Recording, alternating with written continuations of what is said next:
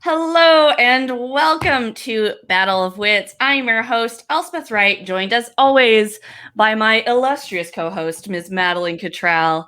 And tonight we are joined by Toronto comedian. She is battling one of the wittiest people she knows, which makes this battle of the wit and a half. I totally ruined the line she gave to me. Everyone, welcome Val. What's up? Hey, I just pressed the chair down button on my chair. So already I'm gracefully, witfully, I'm poised. I'm ready to go. Let's do this. Yes, I love this energy. It's going to be fantastic. And battling against Al, we have Velvet. Velvet is a comedy music improviser. He is the hang in there kitty of the improv comedy world. Meow. Hello, everybody. You. Fantastic. I love it. All right, let's get this show started with our very first round, the warm-up round.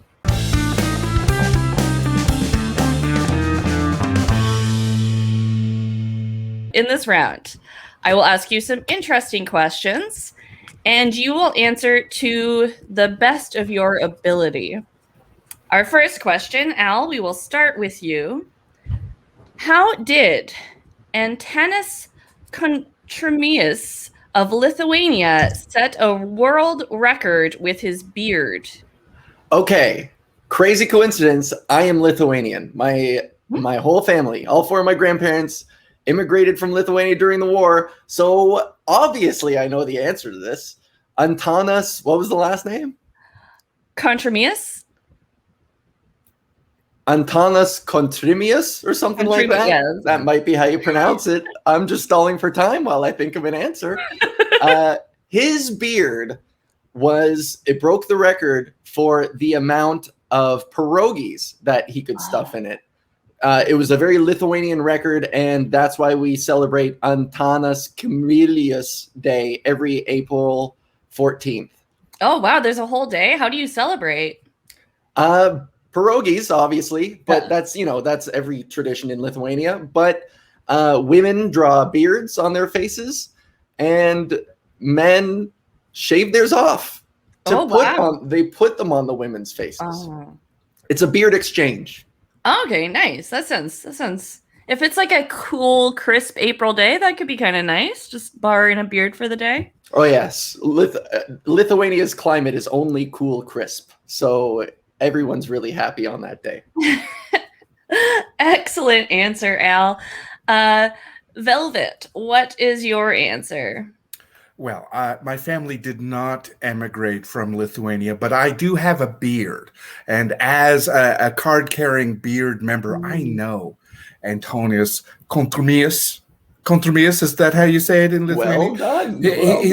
He's well known because on this day in 1972, there was a record-breaking blizzard that hit his town. And he was able to blanket everybody in the whole town with his beard. And the heat that provided was enough to help them survive until they were shoveled out. Wow. So that must have been a very big beard. How many people were in this town of his? 27. Oh, okay. So other people were vacationing. I mean, it's a nice time of year, so they try to get out of there as much as they can, go watch the Olympics, etc. But the people who were remaining, they were taking care of utilities, etc. And well, all of a sudden, this blizzard came in. Goodness gracious! Oh, those are both very good answers, Val. I'm gonna give you the point for that one. Well done. Yeah. What's the answer? Do we get to find out? Surprisingly, you're both incorrect. Shock. So he lifted 139 pounds with his beard, earning the record for heaviest weight lifted by a human beard. Wow. And there is a picture of him in the Guinness Book of him just lifting a full-grown lady with his beard. So Well done to him. Nice. And You know that's what? some strong hair. Yeah. Lithuanians are cut from some pretty strong cloth. And there's always, every time that I've seen strongman competitions on TV, there's always a Lithuanian there. And you can always tell. There's always one guy who's like, Kmilaus Miluskus. And he's just a big badass. With the mustache, probably, right? With a He's big trying to get into two different categories at the same time. They're Lift just with the cool hair and kids. lift with the Yeah, Sitting on his Lithuanian mustache. strongmen don't tend to win because they try and do everything with their beard, and that's you can use your hands and legs. So I don't know why they do that. Yeah, they have too much pride to use their hands. They got to use their facial hair. Yeah, I respect that. They're all trying to be like antanis. Yeah. Excellent job, both of you. Velvet, we'll start with you for this question. What fashion trend did Peter the Great enforce by taxing those who did not imply? So if you didn't do or wear this sort of style, Peter the Great slapped you with a tax. I'm going to have to, I need to come clean that I have to this day been practicing this, especially now that we're in the pandemic. It is the going commando.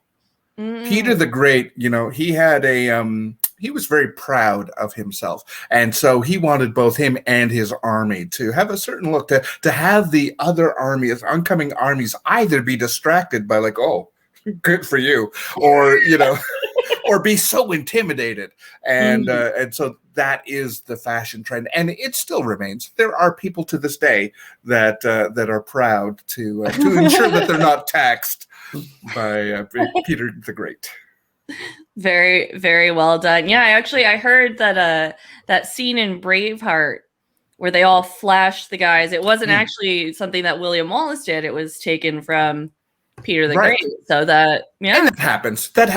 History is written by the victors and the Peters.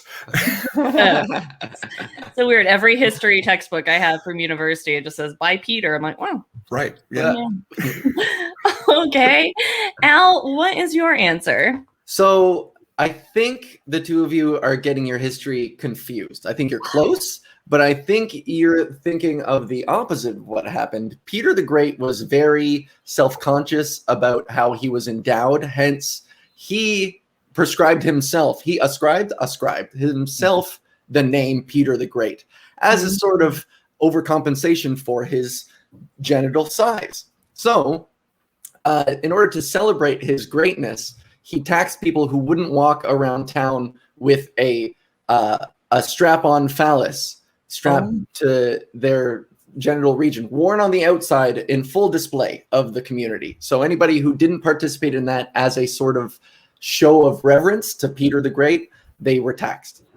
Oh, wow. I love that. We're only on question 2 and we're already talking about dicks. That's great. Got off to a great start. I feel like that would be good these days with this, the pandemic rules of ensuring that you're not getting too close to strangers. So like you could just wave that at whack-a-mole people if they're in your space. Yeah, that's actually a very good idea. The last couple of times I've been to the store, I've had people just like right behind me in line. And so I'll sort of start like, because I'm too afraid of confrontation to be like, excuse me, could you step back? So I kind of start like just doing like weird lunges to get people to back away. But if I was just wearing 2 meter, strap-ons in a circle around my body. Especially if it's wet, if you dunk it in water first. There's something especially reprehensible. It's like with a handshake, like when your hand is a bit clammy, people are like, no, I just washed my hands. It's not what it is what you think. Yeah. All right. Excellent job, both of you. Velvet, I'm going to give you that point. You're both incorrect, which again, shocked, because those answers were incredible. So Peter the Great taxed people 100 rubles per year for a medallion which served as a license to grow a beard. So if you wanted to have a beard, you had to pay 100 rubles a year, and the license read, "The beard is a useless burden." Wow. Tell that Yeah. to Antanis. Oh, Exactly. I think Peter the Great was on the wrong side of history here. I love a good beard, but thank you. I appreciate that. Wow. So I think you're right, Al, that Peter was feeling a little bit deficient in the facial hair department. Good Right. point. Good I got him point. confused with a different Peter the Great. There's so many. Peter the okay. Yeah. Yeah. Peter the mediocre. Yeah. Okay, we've got 2 questions left in this round. Al, we will start with you. In South Carolina, USA, you can get a tax deduction for donating what unusual item? Kidney. Oh. When you donate a kidney, you get a tax deduction, but only specifically when you go to the joint KFC Taco Bells. And it has to be the double, when they're together, smushed together in one building. You don't get to pay. You don't have to pay tax on KFC and Taco Bell, mainly to encourage people with one functioning kidney left to ruin that as well. And then you put your money back in the medical system. It's like a whole ruse, you know? That makes sense. Yeah, that makes sense. And also, I mean, honestly, I'm just going to say my shame. I love Taco Bell. So worth it? Who knows? Velvet, what is your answer? I'm going to try and game the system here. We've had 2 questions about beards. So I'm going to say if you donate at least 8 inches of head hair, then they're going to give you a tax receipt, and they use that for people who need wigs for what varying reasons, or merkins or beards. I guess if they're trying to go get into weightlifting.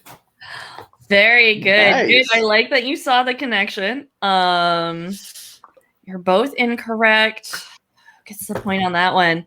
Al, I'm going to give you the point. I defer my point to Velvet. I decline. I do not accept this point. No. I need to pass it back to you because I didn't think of the tax implications. So yeah. I think that you were very thorough. Yeah, you were specific. It was Velvet seemed very real though. Like honestly. Yeah. It's North Carolina, not South Carolina. I just got the wrong state. Yeah, exactly. Yeah, that's the thing. That was why Madeline sort of whispered in my ear and was like, "That's North Carolina." What would I do without her? Honestly, brains of the operation. So it's actually you get a $75 deduction for every deer carcass you donate. Oh. So I do feel like deer carcasses probably used in Taco Bell meat.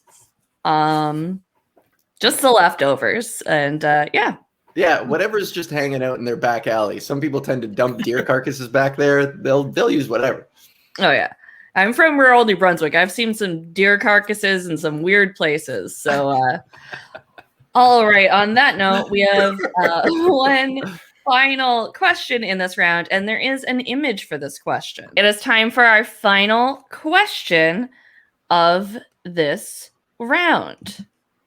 So, other than being vintage, what is special about the bathing suit pictured? Velvet, we will start with you. I'm going to say, I mean, it's very obvious that this is the first version of a 2-piece that's gone out, but it's also the first time that they've mass produced for different sizes so that you can wear it with your entire baseball league. They had not yet done that tie-in between the 2 different athletic sports. So this is that first time where you can go to the beach and then go hit a home run. Oh, wow. Yeah. Nice. You see, I would have thought you'd go to the beach after the baseball game, but I feel like there was a specific reason why they would go beforehand. I can't remember what it was. They're mermaids, so they were the first team to really break through that species. Wow, excellent job, Al. What is your answer? Now I know this one. As you can see from the shape of the bathing suit, there's like that, there's the waist cinch, and then there's the poofy part before you get to the shorts underneath, right? So these were called muffin top bathing suits, where if you went into the water, all the air would go under this pocket, this pocket underneath the waist, and you could essentially float on top of the water with all the air that went bubbling up underneath that little part above the shorts. So you could essentially float on top of the water at waist level, held up by the buoyancy of all the air that was underneath the little dress part, you know? And you looked like a muffin top sticking out of the water. Wow, very well done. Al, you are almost correct. So what is special about these bathing suits is that they are wooden, and the wood was supposed to help with buoyancy to make it easier to swim. Wow. It wasn't necessarily the muffin top design, but it was a buoyancy thing. Come on, birches, we're going swimming. Oh, I love that they're posing on that log almost in a mocking way, as if to say, this is the victim of what we've done, you know? Look what we did to you. Yeah. Dancing on its grave. Exactly. Wearing its skin. All right, I'm going to give you both points for that one because Al, you were close. Velvet, you came in with that come on birches, we're going swimming pun, and I have to recognize that. So very well done. At the end of that round, Al, you are in the lead with 3 points. Velvet, you are close behind with 2 points. As we go into our next round, the What Does It Mean round. What does it mean? What does it mean?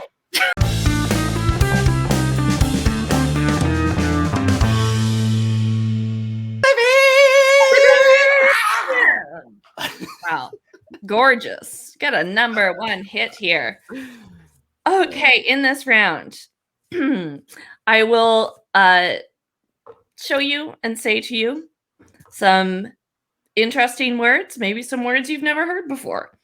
And you will tell me, what do they mean? What does it mean?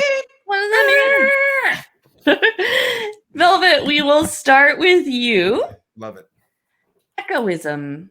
What does Echoism. echoism mean? And also, if you have an alternate pronunciation, let me know. Sometimes I mispronounce things.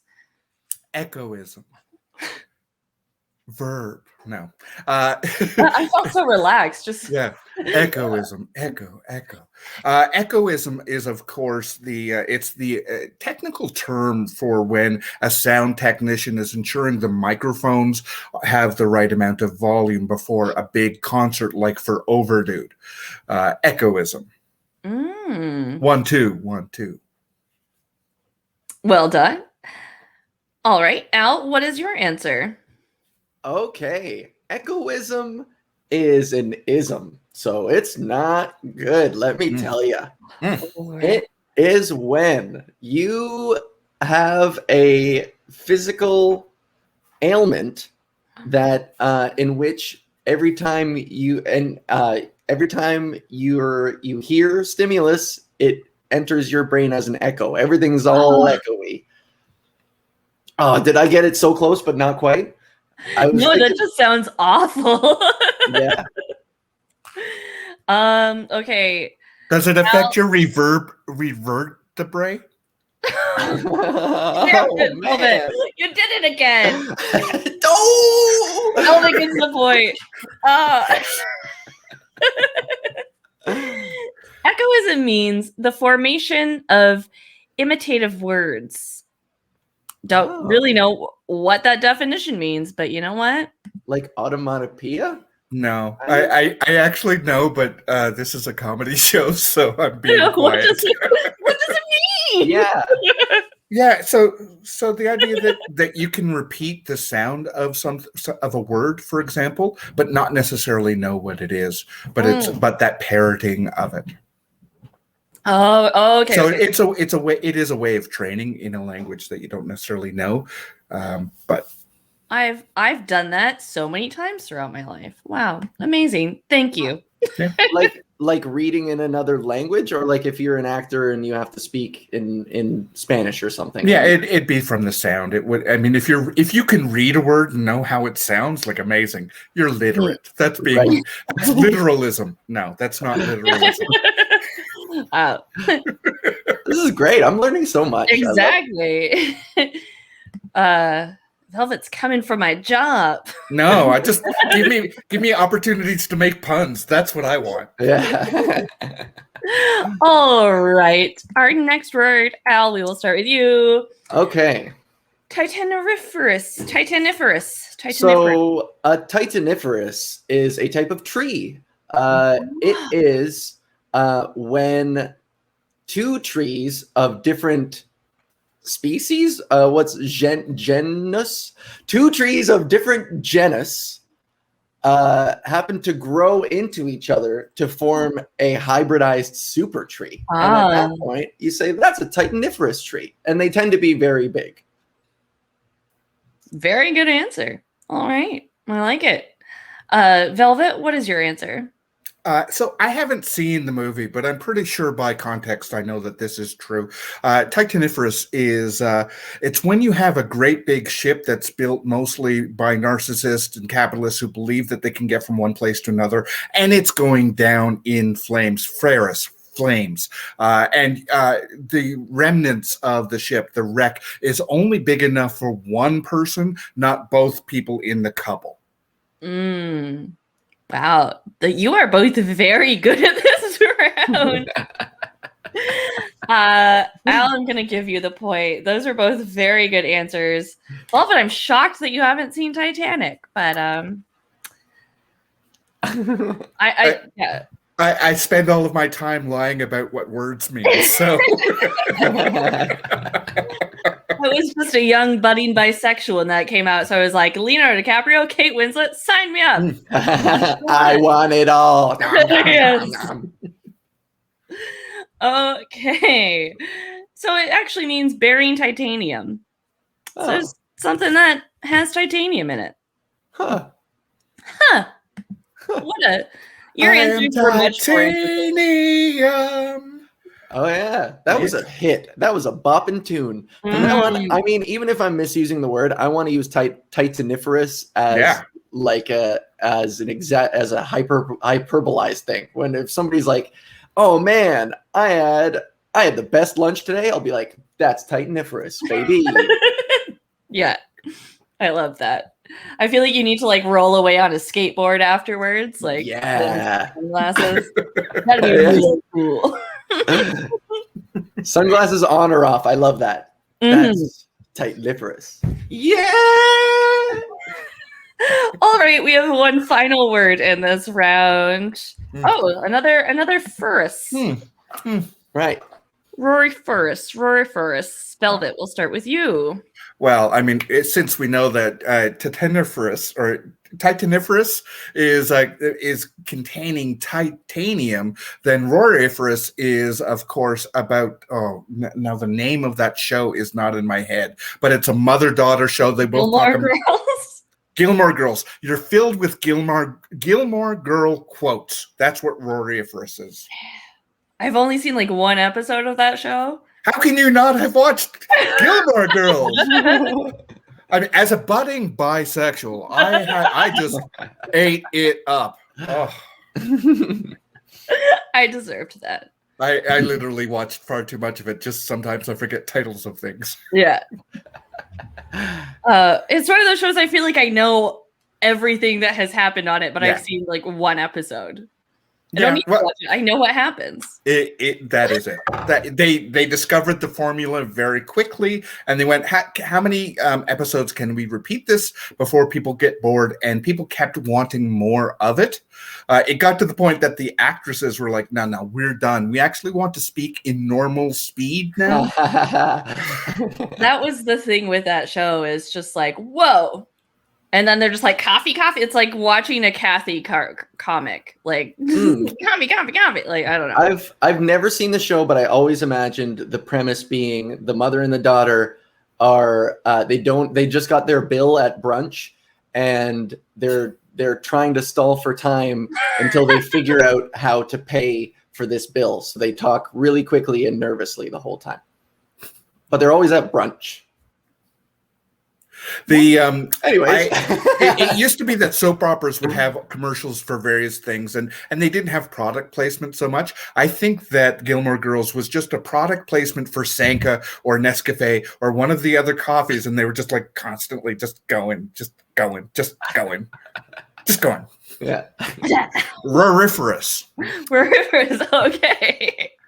Hal, what is your answer? So my definition is pretty similar to Velvet's, using similar logic. If titaniferous means containing titanium, roriferous would mean containing a person named Rory. Like my friend Rory, whenever he comes over to my place is now roriferous. If Rory hides in a box, that box is now roriferous. Cars, anything that a Rory is contained within has become roriferous. Well, yeah, excellent. I wish I knew a Rory now, because Gilmore Girls, they're right there for you. They're always there for you.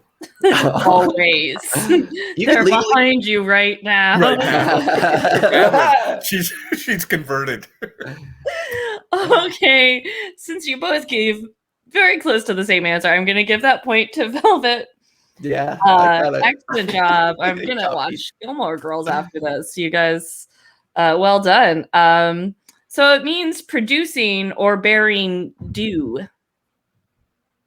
So something that and you know what? I feel like all that coffee the Gilmore Girls were drinking get a little sweaty. Sweat is just human dew. So human dew. Now, human dew brought to you by Lorelei's Human Dew. Lorelei's Human Dew. Just like Mama used to make. Oh, it's time. Yeah. That was a fake drink. I need an actual drink. Okay. At the end of that round, you're tied. Yes. 4 points apiece. Okay. And now it is time for the next round. 2 truths and 1 lie.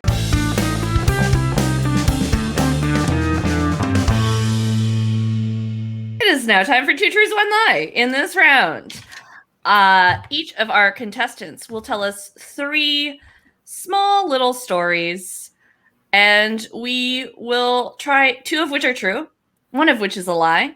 We're going to try to figure out which story is the lie by asking them a series of hard-hitting questions. So, Al, we will start with you. Okay. I wrote the summaries down. I wrote the premises down just so I don't slip on my words, just so it's all seamless. Okay. All right. So number 1, I once went to a summer camp as a kid, and one night at the camp, we played this game called pretty much Manhunt. We played this game of Manhunt, in which if you got caught, you had to wear a bucket on your head in a basement. That's number 1. Number 2, I won a regional Bible quoting competition in Muskoka before I became an atheist a few short years later. And number 3, I helped put out a fire on a boat in the Caribbean when I was drunk and 16 years old on New Year's Eve. Oh, wow. My first question was going to be, was it a Christian camp you went to? And this was, sorry. No. It wasn't a Christian camp, but it was a Lithuanian camp. Okay. Because I had a lot of friends go to Christian camps growing up, and it always seemed like, and then we do this fun thing, and it was like, is that fun thing child abuse? I don't know. Jesus loves me. Well, that's the thing. The culture was really competitive, and I was already I was there for familial pressure reasons, and I had already been questioning it at that time. And it was just looking at that atmosphere, kids like losing their minds trying to win this competition was, Pray or grow a beard. You choose. You choose. The bucket thing. What color was the bucket? It was your regular old plain pale what is it? I don't know, iron tin. You know, like just a gray tin clanky. It was titaniferous, and when they put it on Rory's head, it became roariferous. Oh wow. A tin bucket seems so much worse. How long did you have to stay in the basement with a tin bucket on your head? For like 60 seconds, and you had to put your hand in a bucket of ice water. It was to simulate, long story short, the game was this lesson on Lithuanian history where they had to like smuggle books because they were trying to eradicate the Lithuanian language in the USSR, and they had to smuggle books. And then if you got caught, you went to Siberia. So that was their simulation of Siberia, was darkness and cold. Hand in a bucket, hand in an ice bucket on your head for darkness. Oh, baby's first panic attack. That sounds... Yeah, right? I'll give you something to cry about. Yeah. Well, I think I know which... I know. Oh, really? I think I know. You asked one question. This is a classic case of echoism. And what? You doubt how much I know about you, Al? Well, you didn't even ask about the other one. Yeah. I don't remember the other one. I'm so stuck. So you had the bucket, you had the manhunt bucket, you had the Bible quotes, and then turned into an atheist. Yeah. And then you had the fire that you put out when you were a drunken teen. Yeah, I want to hear more about that. I just want to hear that story. Oh, let's just hear the story. Let's hear the story. Because it could be a lie. When I was 16, my family was vacationing in the Caribbean in Saint Martin, and one New Year's Eve, my brother, sister, and I just wandered over to a bar on the shore, and somebody came running into the restaurant, and they're like, "The boat is on fire!" And then we all ran back to help out. And I'm 16 and I'm drunk, so I'm taking a pail of water and not putting it on my head, and I'm throwing it at the fire pretty feebly. Was that because you were drunk, 16, or you wanted the fire to burn? It's like, let it burn.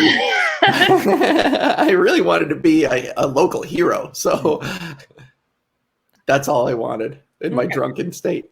Do you remember any of the Bible quotes? Good question.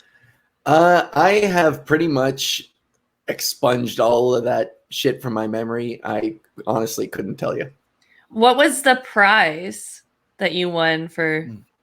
The prize was to go to nationals, because this was like a regional Southern Ontario kind of thing. Mm-hmm. And then you would go to nationals, and then beyond that, you got I think the winner got some kind of a scholarship to like a Western Christian University, WCU in the States. One of those like, or TC, I don't know, Texas Christian University, TCU. Yeah.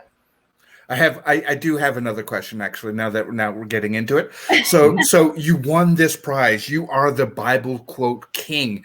And then you said a couple of years later you turned to agnosticism. Was there one of those quotes that was like, this is your final use of this quote ever, and you shout this out and then never again? Like, what was that converting moment about? To me, it was mostly a combination of the fanaticism and Noah's Ark. Honestly, like every time we did any kind of case study on Noah's Ark, my eyes would roll into the back of my head and be like, if you guys are just as likely to believe this as the rest of it, then it's time I scrutinize the rest of it with the same amount of intensity as this story. And where did you have case studies about Noah's Ark? Like Bible studies. We're going to draw or case studies. Which would you like to draw? We also have a bucket in the basement. Which would you like?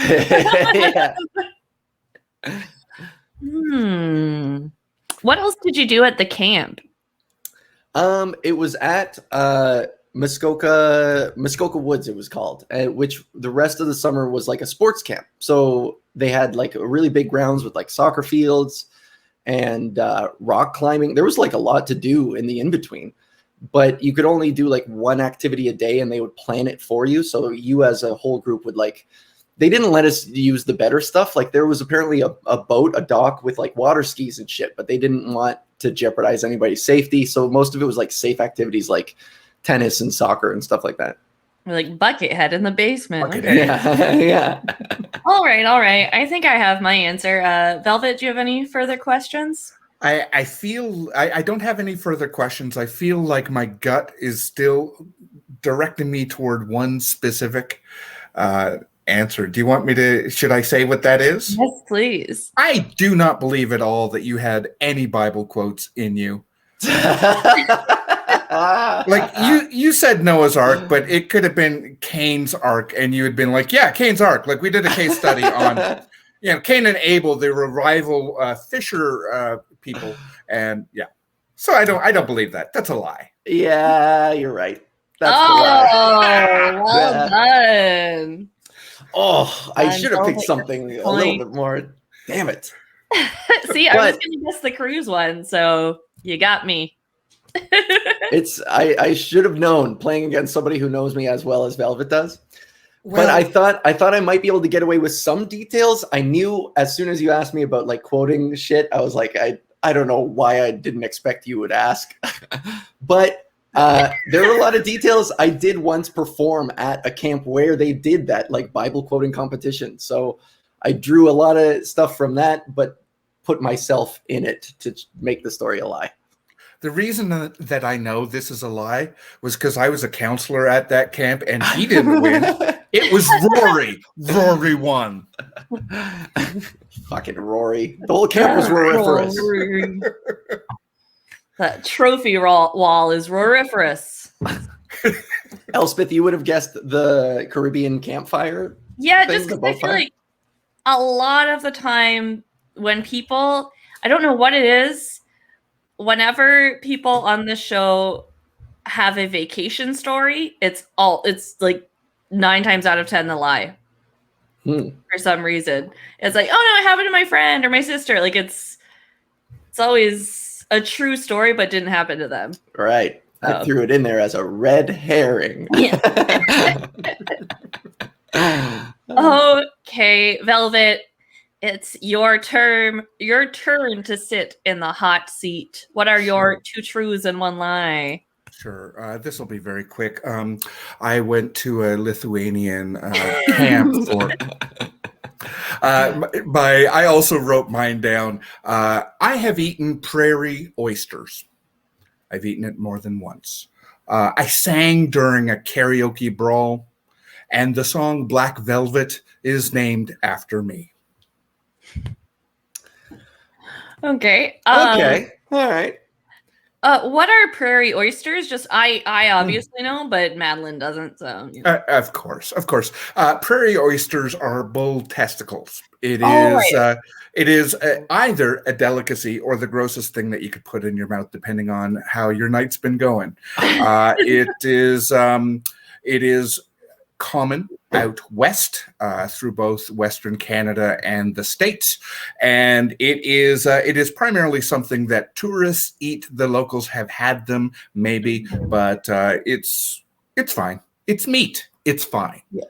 That's okay. So follow up. Yeah. How would you describe the texture and taste? Yeah. So prairie oysters tend to be like deep fried and like with flour and egg and stuff as the shell. So it's okay. Like it is tougher than other parts of the bull. Other parts of like it's not cow, right? It is bull. So it is sinewy. It's testicle, sorry. So it's sinewy. There is we don't have to worry about Peter the Great's hair. It is not my favorite type of meat. It is like it's very chewy. And there comes a point when you're eating it when you go, so I have balls in my mouth, and I mean that's okay. But I'm also done with having balls in my mouth. So it doesn't swallow as easily as you'd like it had to. a nickel for every time. Right?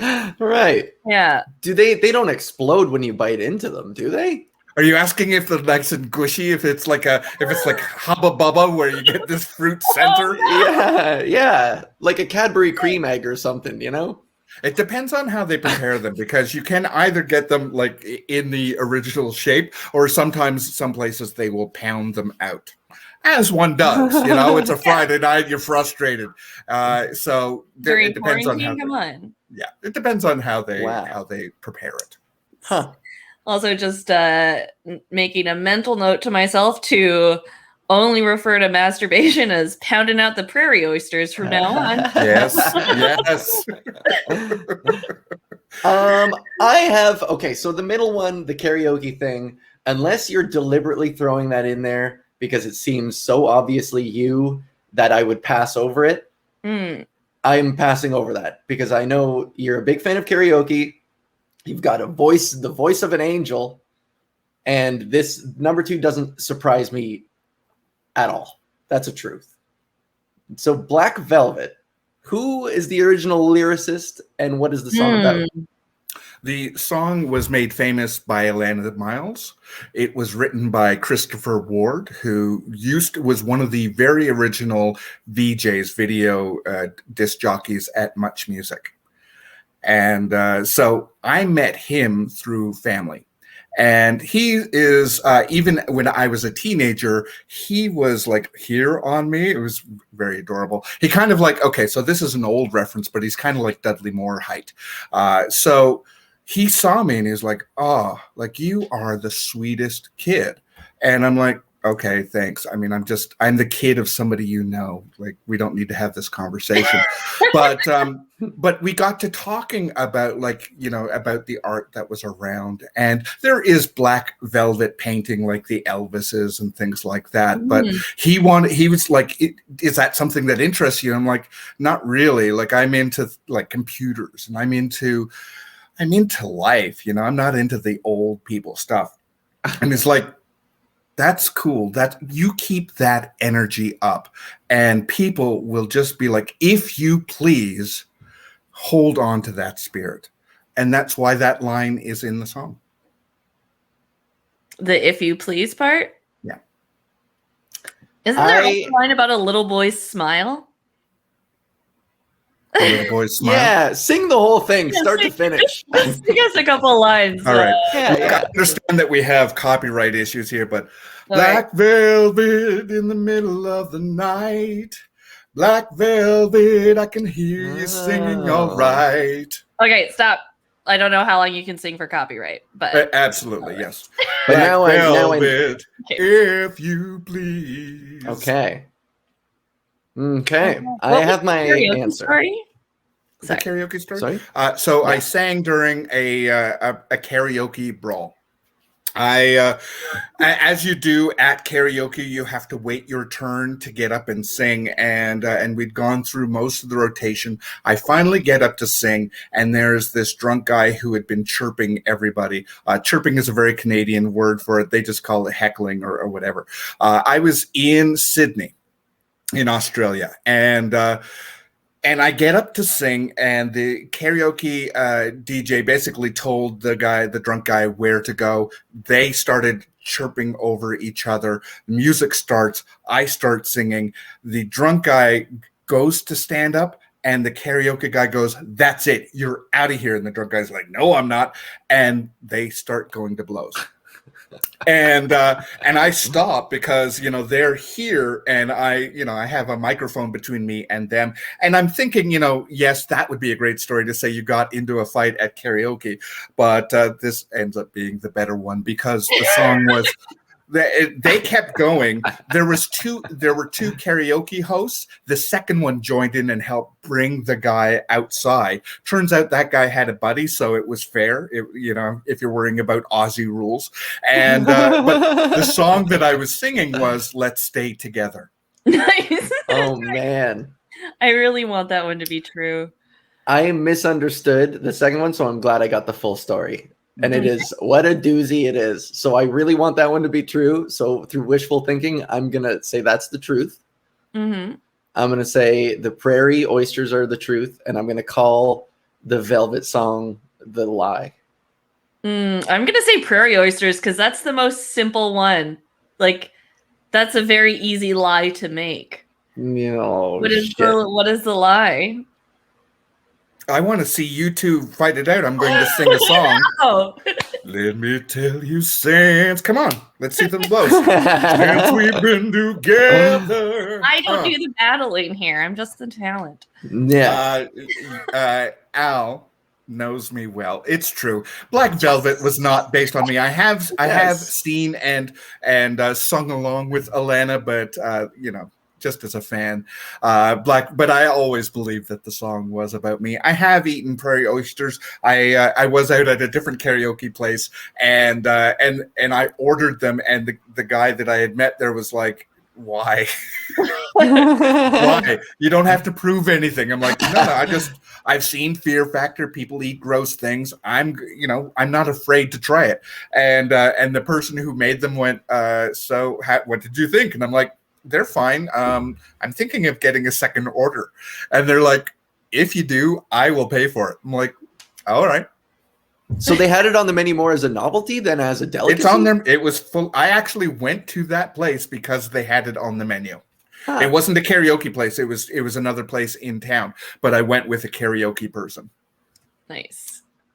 Very adventurous. All right. Very well done, both of you. At the end of that round, you're tied. You know each other too well. You each have 5 points. Yes. As we go into...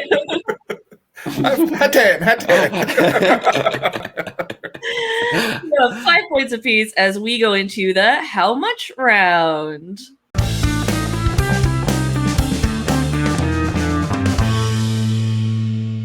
Now it is time for the How Much round. In this round, I will show our contestants some interesting things I found for sale online, and they will tell me how much they think each of these beautiful items costs. Our first item is from Etsy. It is a Humpty Dumpty blow mold piggy bank, vintage and reliable. So the description reads, color, paint, and condition are very good. Humpty Dumpty blow mold made by Reliable Canada. A great addition to your collection. Measures 6 3/4 inches tall. Oh boy. Etsy is like Kijiji, right? It's like people selling secondhand. It's okay, right? Yeah. Except on Etsy, as opposed to it being secondhand, it's usually vintage. Right. Okay. So it's not going to be cheap. Yeah, but sometimes it is. It's okay. Velvet, I want you to go first. Wow. I drop a little Black Velvet and other 80s references, and suddenly I know vintage. Okay, well, as it turns out, I do. So this originally you could get this when you opened up a savings account with Dominion Bank before they became Toronto Dominion Bank. So you could get one free with your first deposit of $25 or more. But of course, eventually people move on in their piggy bank collecting styles. People move to piggies. So the Humpty Dumpty, as classic as it was, and it was popular for a time. Eventually, you could get these for like $7.99 at Hudson's Bay, but because there are so few of them around, and this one, I agree, this one, the coloration is impeccable, honestly. So I would say that you could probably pick this one up through Etsy for $135.99. $135.99. All right. Good guess, Velvet, and excellent story. Al, how much do you think? Where I think Velvet has gone wrong here is that this Humpty Dumpty piggy bank / statuette was part of a larger collection that included the king's horses and the king's men, who were all magnetized. And they weren't piggy banks, but they were magnetized. So that if you smashed this piggy bank with a hammer, they would greedily just come and collect all the money. It was like a new take on the fairy tale. They wouldn't put him together again. They would just take his cash. So since this piece is being sold separately from the bunch, which would ordinarily go for $139.99 or whatever. $135.99. Right. Yeah. This particular piece, even though it was the centerpiece of the collection, it's being sold on its own. So it would run for $57.49. I'll take it. I'll take that. At that price, I'll take that. Very good. Very good answers, both of you. You are both over. So Al gets the point. You are quite close, Al. It is $48. Oh, wow. $48 for this beautiful, reliable Humpty Dumpty on Etsy. Oh, man. Excellent job. 48, huh? Okay. 48. Because it didn't come in the set, which you described. Of course. Yeah. Send Velvet that link so we can buy it. I need it for my set. My horsemen are pretty hungry. Okay, Al, we'll start with you on this one. This is a Sleepy Eye miniature collection doll. This doll has a sleepy eye that closes when she lies down. She's wearing a drindle and a headscarf, standing on wood. Okay, so this particular doll is especially rare because it comes from a country that no longer exists in Eastern Europe somewhere that just got engulfed by some other bigger country. So that rarity definitely spikes the price, as well as, but the fact that it is cursed and will haunt your dreams and you won't be able to look in the mirror without seeing a floating baby ghost, that significantly reduces the price. So the final price as it goes for now is about $82.35. $82.35. Very good. And Al, what do you think this doll's name is? Gershwinderoon. Gershwinderoon. She looks like a Gershwinderoon. Yeah, and an umlaut on the U. It's the two little dots. Gershwinderoon. Gershwinderoon. Okay, very good. Velvet. Y'all are very cavalier about repeating the baby's name. You realize one more time. Oh my god! And you just get it. Oh. Like, it is just in your house now. Yeah. I'm not even going to say the name. I agree with you. That is the name of this doll. The other feature with a knife. The other feature about this doll is that's human hair. And very limited series, obviously. But because it has that human hair, it that spikes the price up again. Because there are people who see the human hair and go, that's enough. They skim over the curse. They skim over, do not repeat this name out loud. This is $112.16 if it's $1. Very good. Excellent guesses. Excellent story. Al, what was your guess again? $82.35. Okay, yeah. Al, you get the point. Oof. It is $45. Yeah. And Velvet is in the mail on its way to you right now. I'll just say the name. I don't even, it doesn't need shipping. It just, yeah. Grishindalu. Oh, hi. That was a very friendly welcome you gave her, too. Hey, we're friends. Yeah.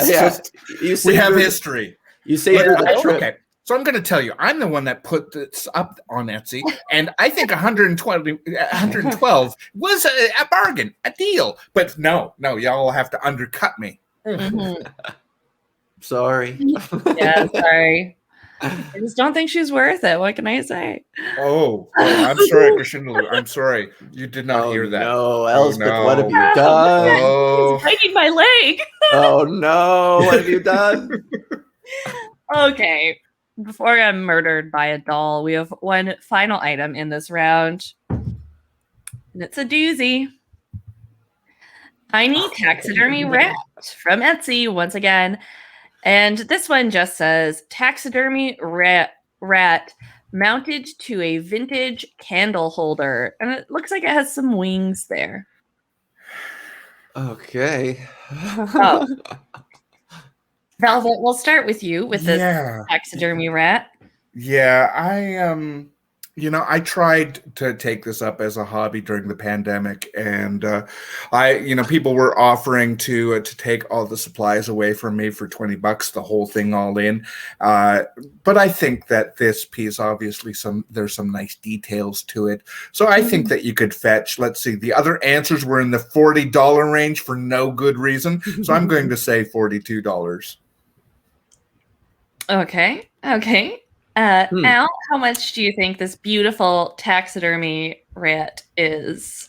Well, factoring in labor costs, because I can't imagine that taxidermying with such with such precision and delicacy as I'm observing here, this rat has never looked more alive. Frankly. Yeah, let's take a close. Wow, look at those eyes shining in the light. Yeah.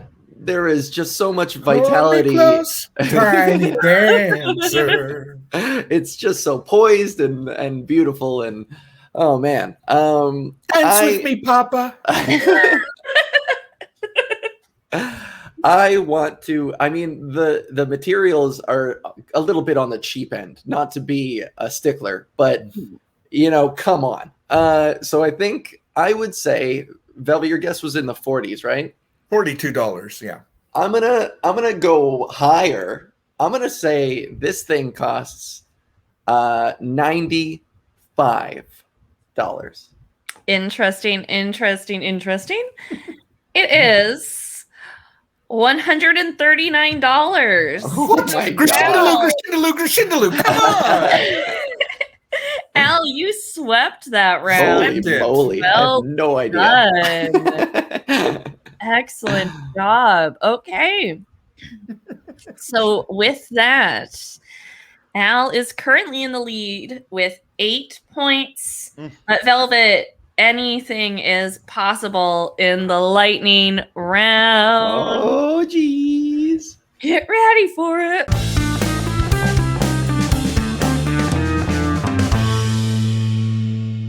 Okay. Now it is time for our final round, the lightning round. It's time to get serious.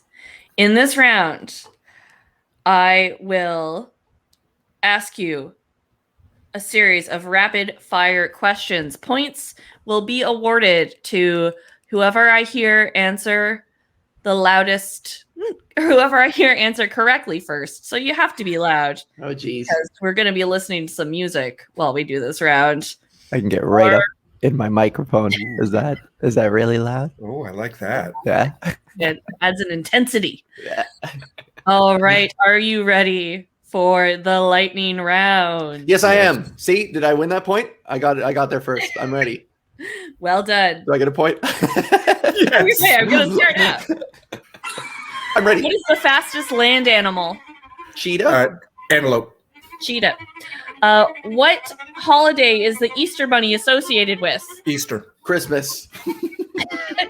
Who is the president of the USA? Biden. Brown man. What's the world's largest ocean? Atlantic. Shit. Pacific. Arctic. What's the fourth letter of the alphabet? A. D. Yeah. What noise does a cow make? Moo. Moo. Oink. Touch your eyebrows. Who sang the song "Say My Name"? Destiny's Child. No. Destiny's Child. Yep. Oh, What's they did. 9 times 10? 90. This band's debut album was titled Spice. Spice Girls. How many legs does a spider have? 8. 19. Merlot and Chardonnay are types of what? Wine. Liquor. What animal is on the loony? Loony is on the loony. It depends on mating season, honestly, Elspeth. The Queen.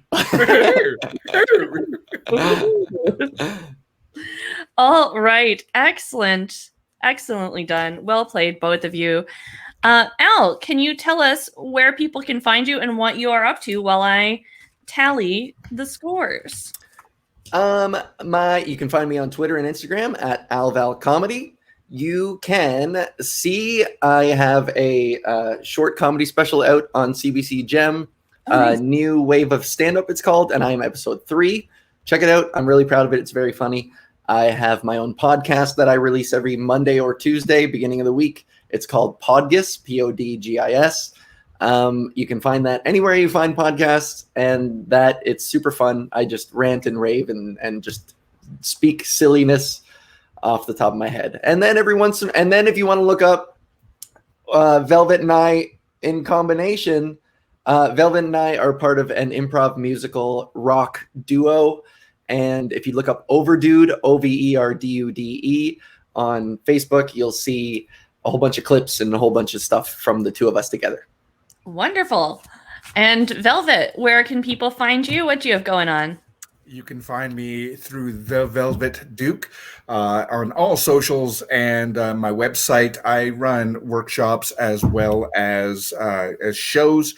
I have a couple that I do solo, and then some that I do that are group format, where I just get a bunch of people to sing. And the one I am having the most blast with right now, or most fun with, is called All Request Radio, where people give us song titles and we just make it up. And it's not Al and I, but it's almost as good. And that one's the third Friday every month on Highwire Improv YouTube. Nice. Wow, that all sounds very fun. Everyone be sure to check them out. Now the time has come for the final score. It was a close game. Al swept the how much round. But at the end of that game, Al, you have 12 points. Velvet, nice. You also have 12 points. It was a tie! Yes!